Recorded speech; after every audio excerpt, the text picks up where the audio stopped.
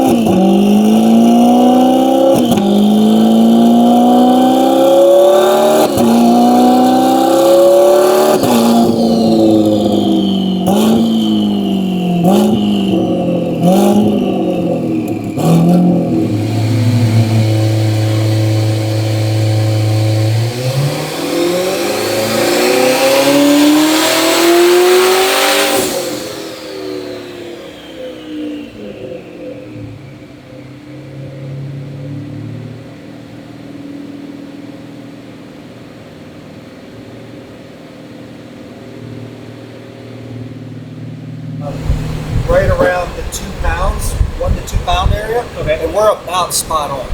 Okay. I went out early too. That was Okay, yeah. Could you keep the ignition on for a couple minutes? Let me get the log there so we can actually compare.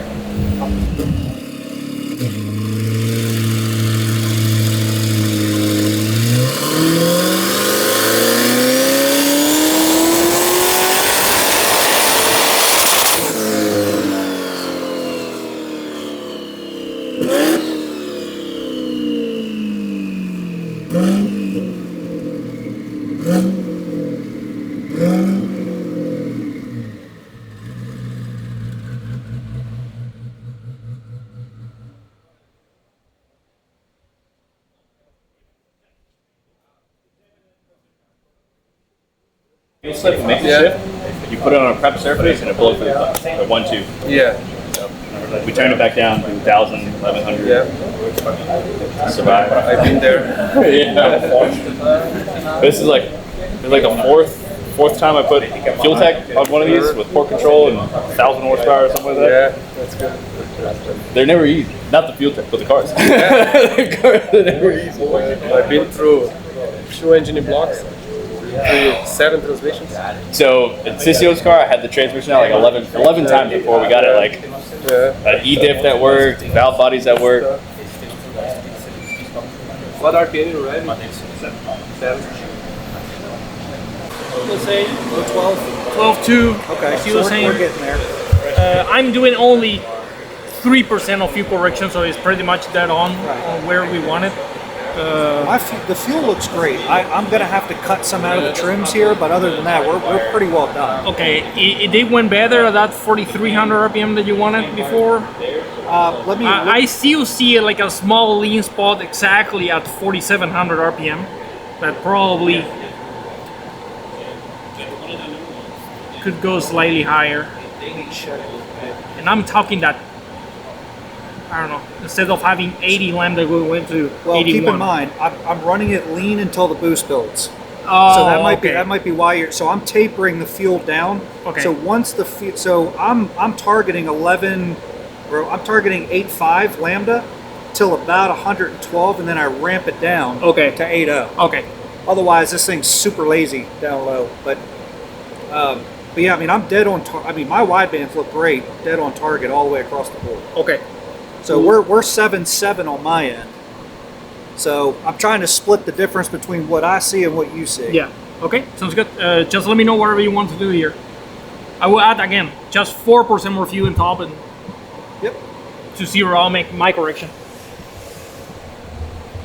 So this is like a C8 inspired dashboard, custom dashboard. So it looks like the OEM one that comes with the car. So we just like make this like matching the stock one, so it will look pretty cool on the console. And we are using those icons right now, like O2 left, O2 right, oil pressure, fuel pressure, injection time on bank A and battery. So it since this is the 7 inches small, it will look better. It's easy to understand like what you're looking at. So I think it looks pretty cool, and let's see. Let's see how it runs. Yeah, how it looks on during the run. Yeah.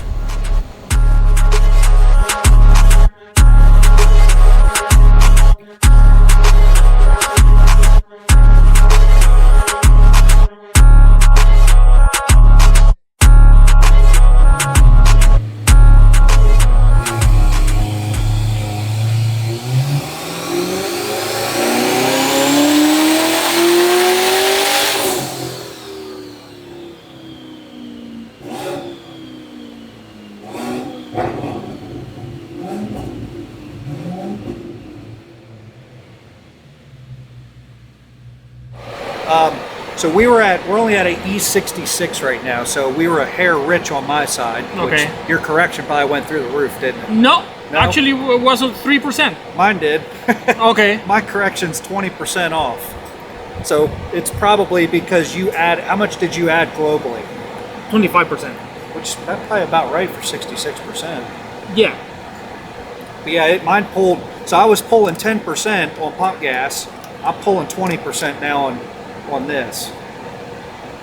Okay. Yeah, the only option will be adding more 85. I don't know how much is left. No, it's almost full. Yeah.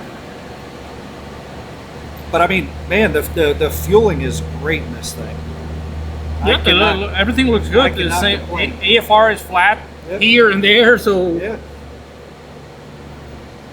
beside that correction, well, that obviously is a lot. Technically speaking, once it goes with more 85%, it's just your correction will go lower.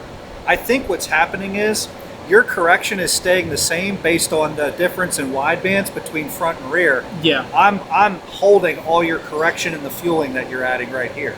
So you can see that when we come into the pull, I'm adding about 5 to 7, but as soon as the boost rolls in here, Yeah. it just starts ripping a ton of fuel out of this thing.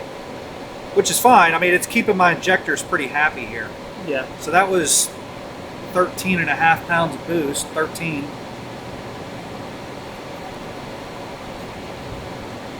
And it was only 6,000 RPM. Yeah, so yeah, I see 6,000 even where we cut it off, and we made 953, and I have no timing in this, so should do real well.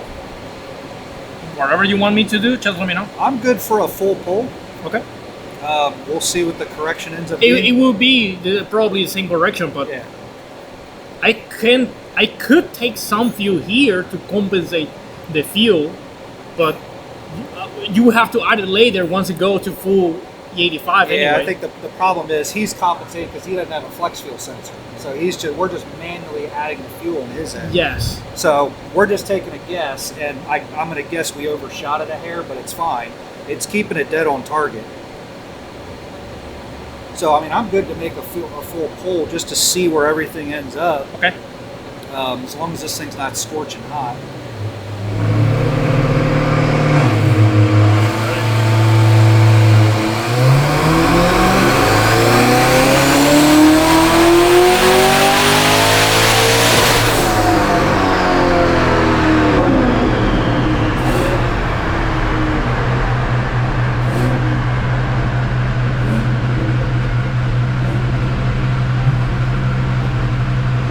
Woo, buddy.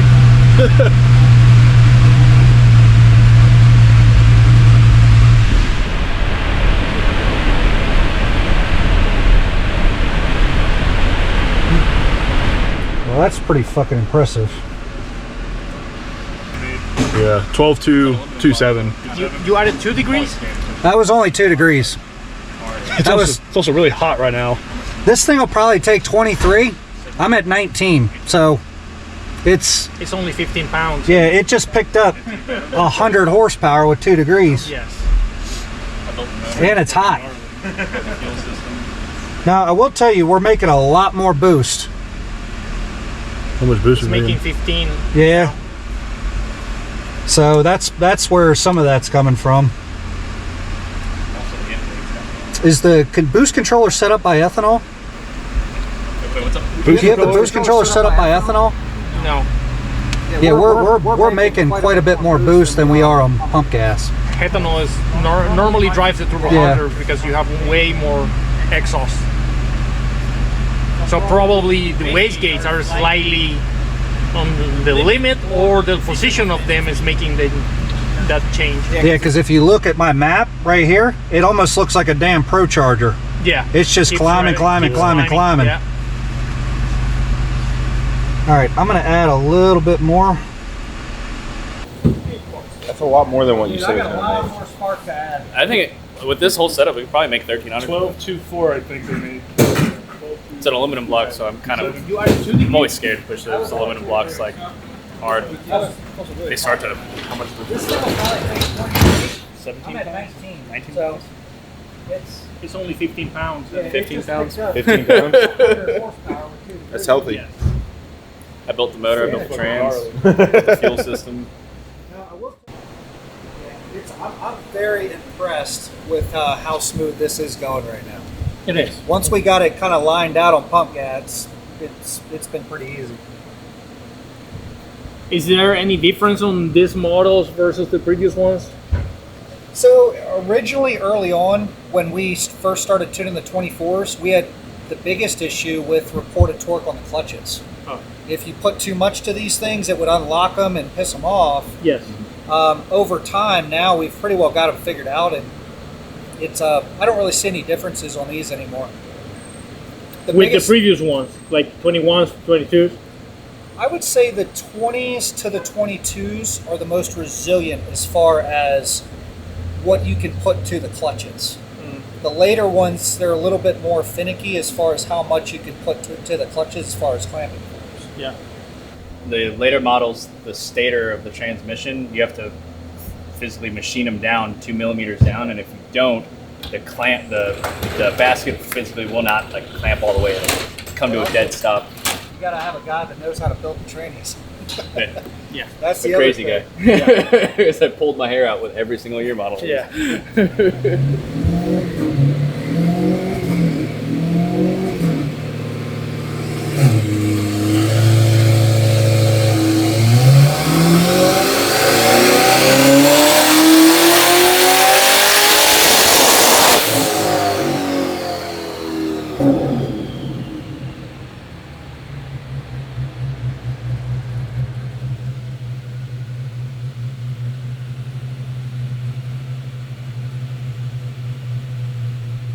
At about 20 more degrees of start of injection, so it's Okay. going to bring me more like 180. Okay.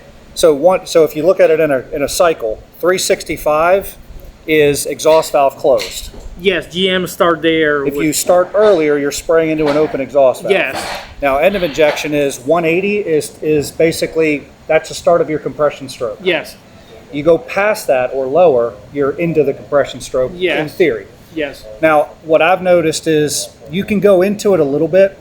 150 is about my limit. Past that, you'll start to see the power decline. And then when you get around 100, you'll start to get misfires. Yes. And the FT700 now is also able to control the DI. We are Yep. doing some testing on this DeLorean with the Ferrari engine, the Gen 3 Coyotes that we have done. Yep. We have done some vehicles testing on that, and we also have seen that Yeah. the DI injection, if you read whatever you see online, you see that they say, oh, you need to keep injection almost till ignition. Right. Like, that's very late on compression stroke, and you lose a lot of power there. To me, the danger zone is the compression stroke. Yes. I'm okay spraying a little into the exhaust stroke. I mean, the worst thing you'll get is you'll get a little haze on pump gas. Yes. I try not to go very aggressive on pump gas because it'll start looking like a diesel if you get too aggressive. On E85, you can widen that window a little bit more, but the end of injection is my biggest Yeah, fear. but the start of injection actually what you do on any kind of rally or road race cars with direct injection to do the anti-lag. Right. So you close completely the throttle body, Yeah. and you just spray the fuel on exhaust Yeah. by advancing the injection time and adding the extra air with the exhaust with those kind of wastegate that adds directly the fresh air into the exhaust. Yeah. So it's pretty fun to work. Slick stuff, man. I love direct injection. I wish we could make more power with it because.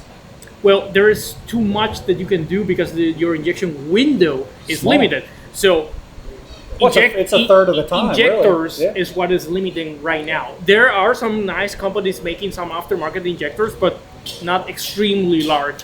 Like Ford that you can do like 10 times or 1,000 times larger than whatever Right. was stock. Yeah, I mean, if you look at the aftermarket, you get maybe 50-60% more. So it's a 100 wheel, you know, an E85. It's not going to go real far. Yeah, exactly. And the biggest problem right now with the Global B stuff is injector characterization.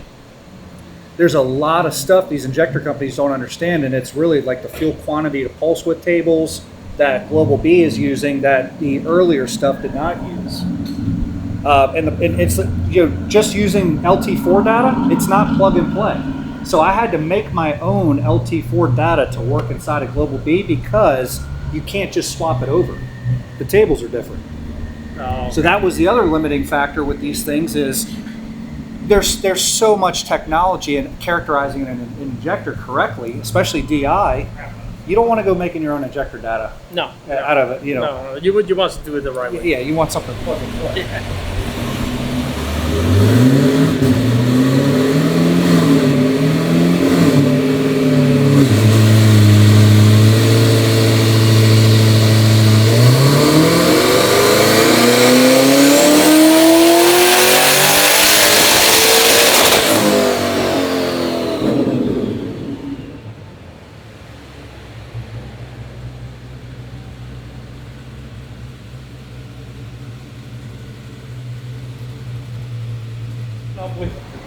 Do you see how much you made there?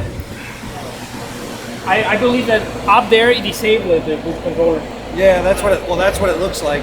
So it looks like it spiked your limit Yeah. 218, and then it fell, Yeah. and then it came up to 220, And then it just dumped all the boost out of it out the back. Yeah.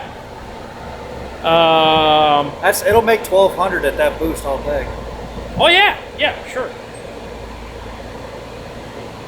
Would you like me to keep it that boost? Let me see how much I was actually.